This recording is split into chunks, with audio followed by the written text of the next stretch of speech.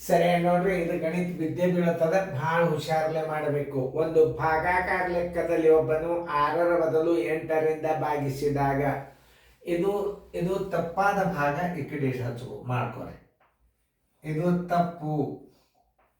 ಆಮೇಲೆ ಇಲ್ಲಿ ಸರಿ ನೋಡ್ರಿ,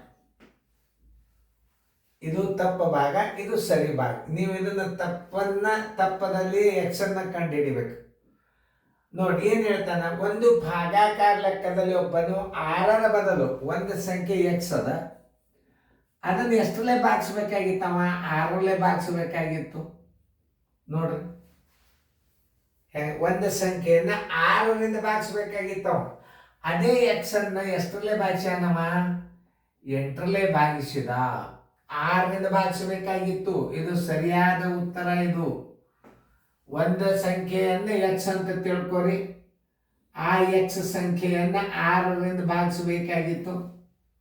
ಅವ ಎಷ್ಟರಿಂದ ಭಾಗಿಸ್ಯಾನ? ಆ ಸಂಖ್ಯೆಯನ್ನ ಎಕ್ಸ್ ವ್ಯಾಲ್ಯೂ 8ರಿಂದ ಭಾಗಿಸಿದಾಗ ಅದು ಭಾಗಲಬ್ಧ ಎಷ್ಟು ಬಂತು? 12 ಬಂತು. ನೋಡ್ರಿ, ಎಕ್ಸ್ ಇಸ್ ಈಕ್ವಲ್ ಟು, ಈ ಎಕ್ಸ್ ಅನ್ನ ಕಂಡು ಹಿಡ್ಕೊರಿ ಮೊದಲು. X is equal to 12. ಭಾಗಾಕಾರದಿಂದ ಈಚೆಗೆ ಹೋತಂದ್ರೆ ಗುಣಾಕಾರ ಆಗ್ತದ. ಎಷ್ಟಾಯ್ತು? 96 ಆಯ್ತು. ಈ ಜಾಗದಾಗ ನೀವು 96 ಹಚ್ಕೋರಿ. ಈಗ ಎಕ್ಸ್ ಬಂದದಲ್ಲ, ಇಲ್ಲಿ 96 ಹಚ್ಕೋರಿ. ನಿಜವಾದ ಉತ್ತರ ಬರ್ತದೆ. ಈಗ ಬಾಗಿಲೆ 6 ಬರೋಬರಿ 6 ಒಂದಲೇ 6 6ಲೇ. ನೋಡ್ರಿ, ಬರೋಬರಿ. ನಿಜವಾದ ಏನು ಭಾಗಲಬ್ಧ ಎಷ್ಟು ಬಂತ ನೋಡ್ರಿ? 16.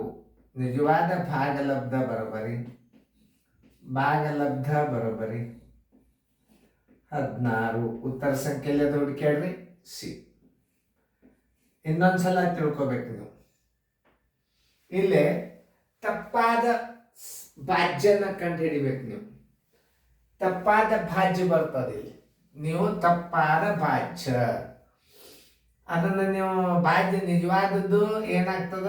ನೀವು ಇಲ್ಲಿ ಎಕ್ಸ್ ಅಂದರೆ ಏನು? ನಿಜವಾಗಿ ಭಾಗಿಸಿಕೊಳ್ಳುವಂಥ ಸಂಖ್ಯೆ.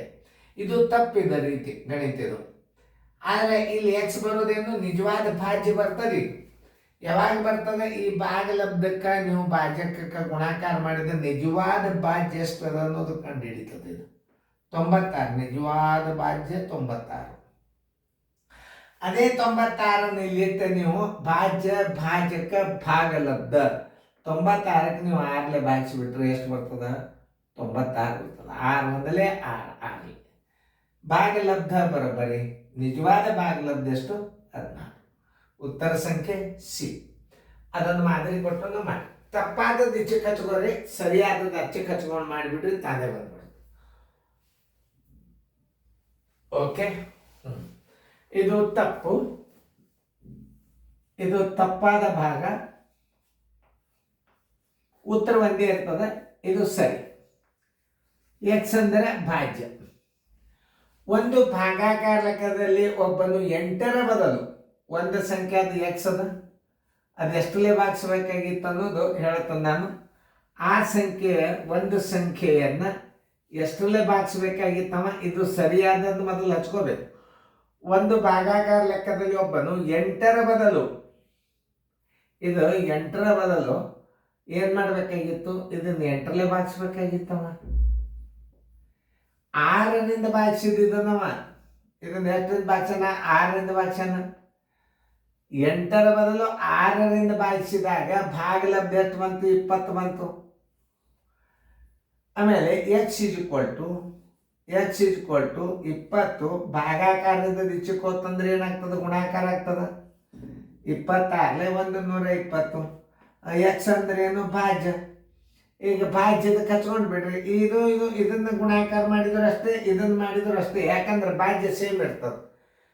ಯಾಕಂದ್ರೆ ಇದು ತಪ್ಪಾದ ಭಾಜಕ, ತಪ್ಪಾದ ಭಾಗಲಬ್ಧ. ಅದನ್ನು ನೀವು ಗುಣಾಕಾರ ಮಾಡಿದ್ರೆ ನಿಜವಾದ ಭಾಜ್ಯ. ಸರಿಯಾದ ಭಾಜ್ಯ ನೀವು ಇಟ್ಟು ಬಿಡ್ರಿ. 120 ಭಾಗಲೆ 8 ಇಸ್ ಈಕ್ವಲ್ ಟು 8 ಒಂದಲೇ 8, 4 ಉಳಿತು, 8 5ಲೇ 40. ನಿಜವಾದ ಭಾಗಲಬ್ಧ ಬರೋಬರಿ.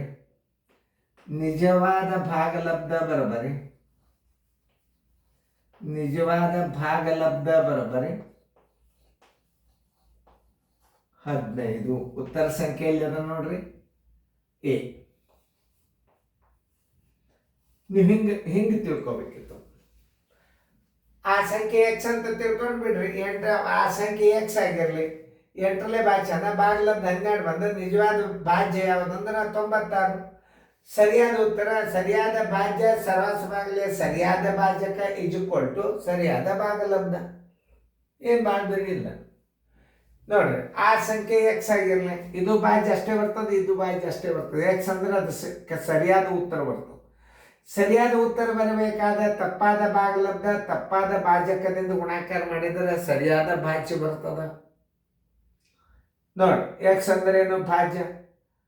ಇದು ಭಾಗಲಬ್ಧ ಗುಂಡ್ಲೆ ಭಾಜಕ, ಭಾಜ್ಯ ಭಾಜಕ, ಭಾಜಕ ಗುಣಾಕಾರ ಆಗ್ತದೆ, ನಿಜವಾದ ಭಾಜ್ಯ ಬಂತು. ಅದೇ ನಿಜವಾದ ಅಂಕೆಯನ್ನು ಎಕ್ಸಕ್ಕೆ 120 ನಿಜವಾದ ಭಾಜಕದಿಂದ ಭಾಗಿಸ್ರಿ, 15 ಭಾಗಲಬ್ಧ ಬಂತು. ಉತ್ತರ ನಿಜವಾದ ಭಾಗಲಬ್ಧ ಬರೋಬರಿ 15. ಇಂಥ ಮಾದರಿಗಳನ್ನು ಕೂಡಿಸೋದು, ಕಳಿದ್ರಾಗ, ಗುಣಾಕಾರದಾಗ, ಭಾಗಾಕಾರದಾಗ, ನವೋದಯದಾಗ ಕೇಳ್ತಾನ. ಇನ್ನು ಮುಂದಿನ ಮಾದರಿಗಳನ್ನು ಸರಿಯಾಗಿ ತಿಳ್ಕೊಂಡು ನೀವು ಮಾಡಬೇಕು. ತಿಳಿತಲ್ಲ? ಚಂದಂಗೆ ಇನ್ನೊಂದ್ಸಲ ವಿಡಿಯೋ ಪ್ಲೇ ಮಾಡಿ ನೋಡಿ.